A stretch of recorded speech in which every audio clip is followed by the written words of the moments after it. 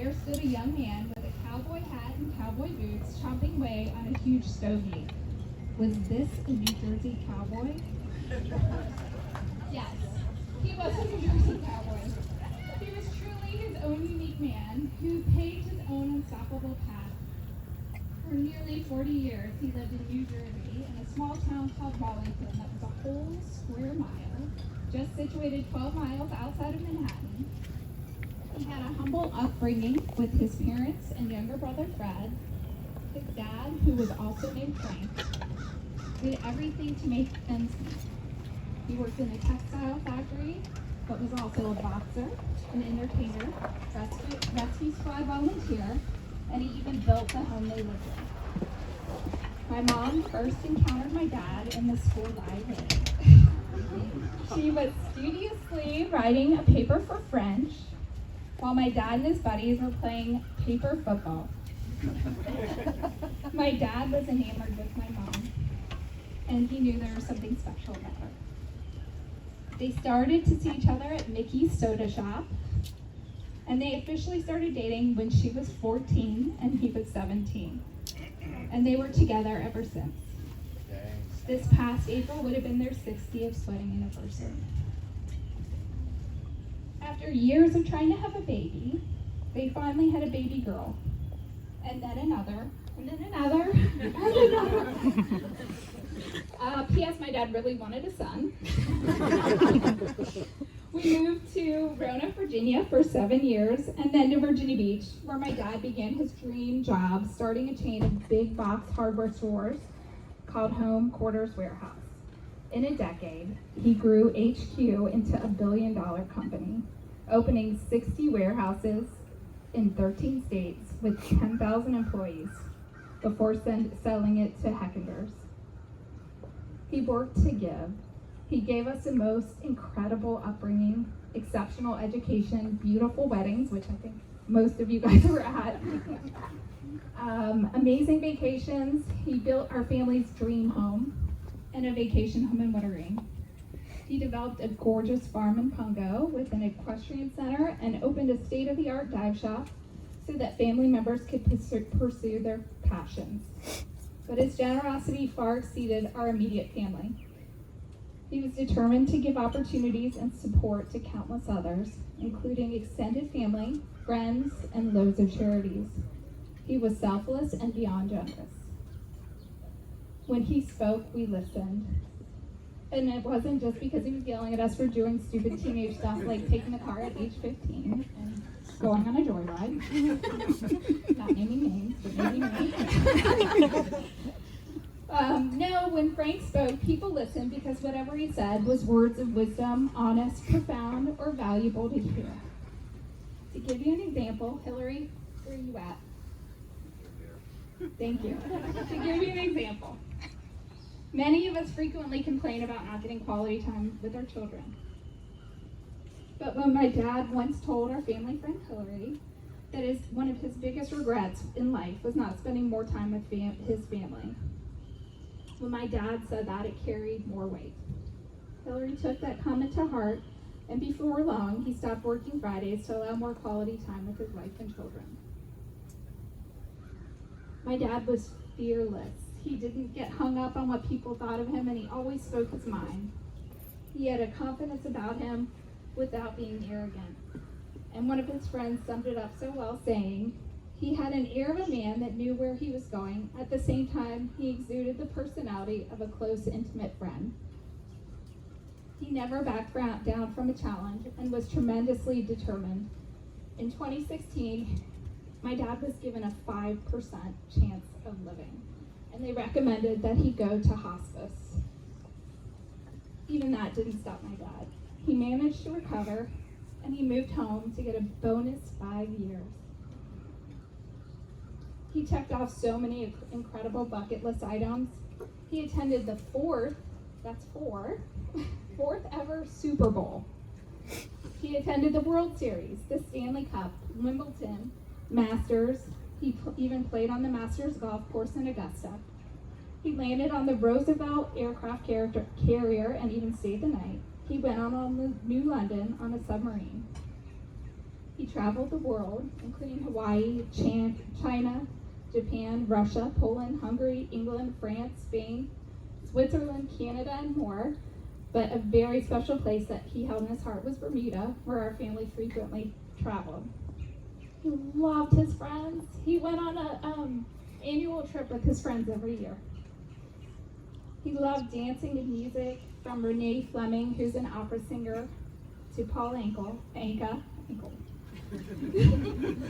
Oh, he had a passion for reading. He would talk about his latest book with such enthusiasm and would not stop until he ruined the ending. Drove Jill crazy. And then he would recommend that she actually read the book. He would hand it to me. I don't know if anybody here watched the Gem Network in the 90s. But if you've heard of a frequent caller, referred to as Frank from Virginia, that was my dad. He had a strange obsession with making deals. We were frequently amused when he would scream across the house requesting the oddest thing. Felice, which is what he called my mom. Felice, I need a tweezer, muzzle, and a glove. Or, Felice, I need a thick rubber band, a plastic bag, and a knee high. In these situations, the dog had a tick and he needed supplies of the pool cleaner. I'm certain that the word hangry was invented because of my dad. He ate at 6 p.m. He didn't care if it was a microwave baked potato or a gourmet meal, but we eat at 6, and Jeff learned that the hard way. During his career, he had the wherewithal to take an annual trip to remove himself from the situation, and he would go to Duke Medical Center, and he would take care of his health and his wellness, and I respect that greatly. Everybody here plays such a special role in my dad's life. For those of you who worked with my dad, you got to see him in action, in his natural element. He was born to lead, and he was truly fueled by his career and colleagues. Working was his passion, and I thank you deeply for being a part of that.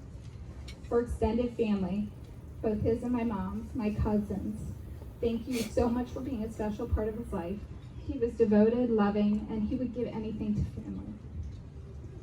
For his friends and neighbors, thank you for giving him an outlet to be a huge goofball. We love hearing about his outrageous adventures and stories and pranks. To our friends we made in high school, I know in many cases, he was your second father.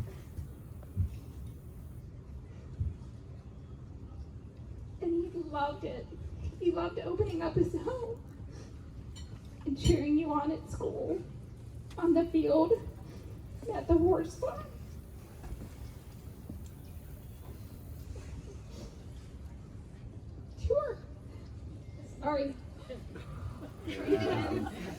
To our college friends, my dad loved that we had the college experience that he didn't.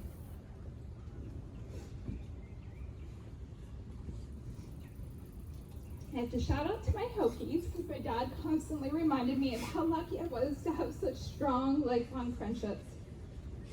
Sometimes my family doesn't know what to do with me because, shocker, I'm the crier. The flashy crier, the sappy one, the hugger. You girls get me, and I'm so forever grateful. To our villages, our neighbors, and our coworkers. Our friends, our Ocean Park family, the horse community.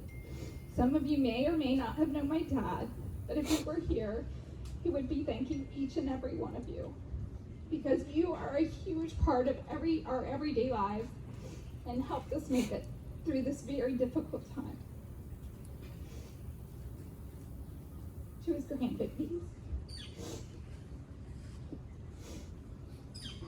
Sumner, Parker, Emmy, Ainsley, Eliza, Ella, Ava, and Scarlett. You brought so much joy to his life.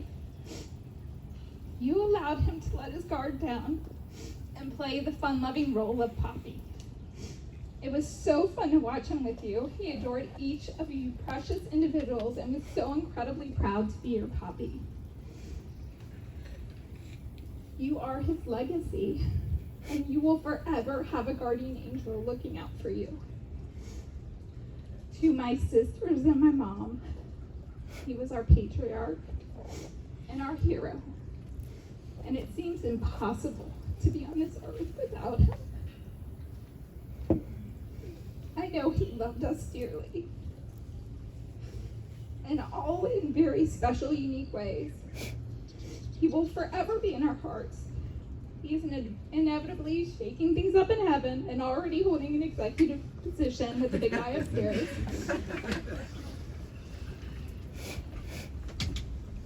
Since I was a little girl, there were two things in life that I was certain of.